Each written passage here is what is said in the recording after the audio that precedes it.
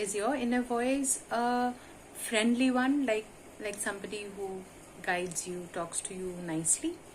Or is it a cranky, pestering kind of a voice that is constantly putting fear in you, putting doubt in you? Because the one that opened up in my head is a very nagging one and a very pestering one. What has been happening these last couple of days since I have been making these videos and talking about the inner voice,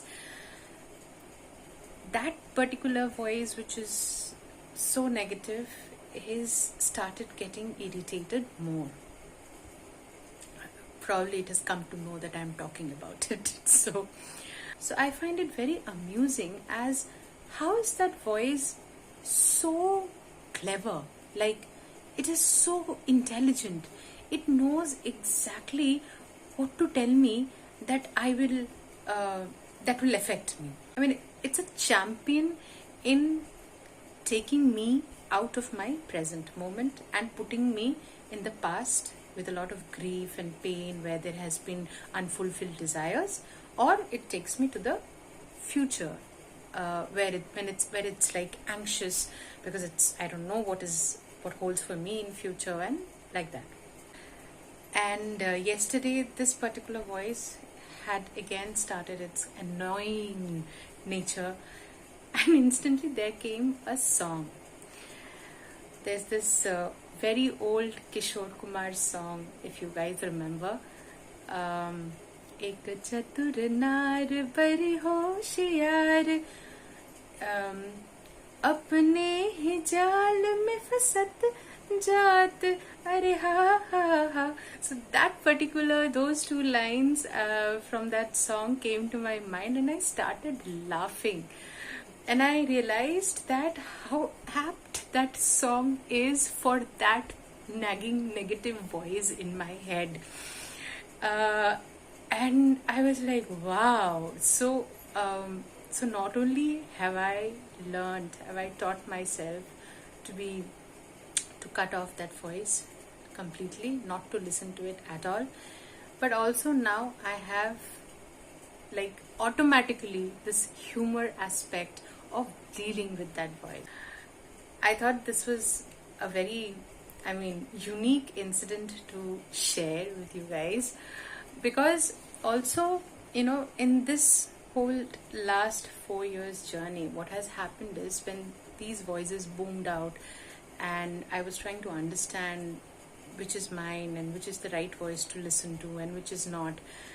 And being somebody who is always very empathetic, who's always very soft, I don't like to be harsh on people. Even if it is such a negative voice in my head, I did not want to be negative or, very crude. Shrewd is the word. Sorry, shrewd at that voice. So what I did is I gave it an identity. I gave that voice an identity that it perhaps is a I visualized it like an old woman who has been stuck in the cycle of Maya for eons and eons and has become bitter. You know how there are old people who, if their desires are not fulfilled, they become bitter.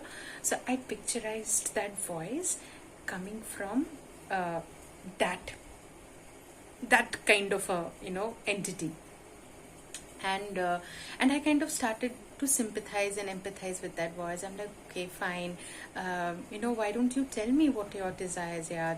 Then me, perhaps you will not remain that negative. Maybe if the desires that you wanted to fulfill, if it gets fulfilled through me, then you live that through me, then your all this negativity doesn't happen, because I feel that's what has happened to humanity. People are so negative is because of the unfulfilled desires that people have had, and they have not been able to fulfill it wholesomely, live their life, and that is where the failed aspect of their soul, of their life force, has become so negative. And perhaps that is how, I mean, like there are so many humans on this planet right now, and there has been so many humans before, and this energy, this negative voice in the head is perhaps a culmination of all the unfulfilled desires of the soul, and has now become so bitter that it has come to a space where it is so dark and so chaotic. And perhaps that is what is Kali Yuga all about. Wow. Okay, I've come from where to where. But anyways, I feel that could be a reason. But anyways, apart, my whole point is that I thought of, so I was empathizing and sympathizing with that voice and trying to uh, fulfill the desires of whatever it is left unfulfilled.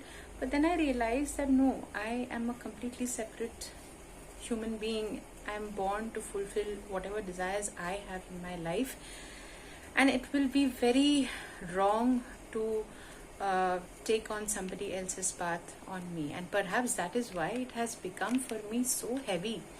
um, I mean, yes, I know that a lot of us are here to clear a lot of karmas of our ancestors, and I have done my work. That is probably why, is one of the reasons I am able to um, talk about this whole journey, whole process.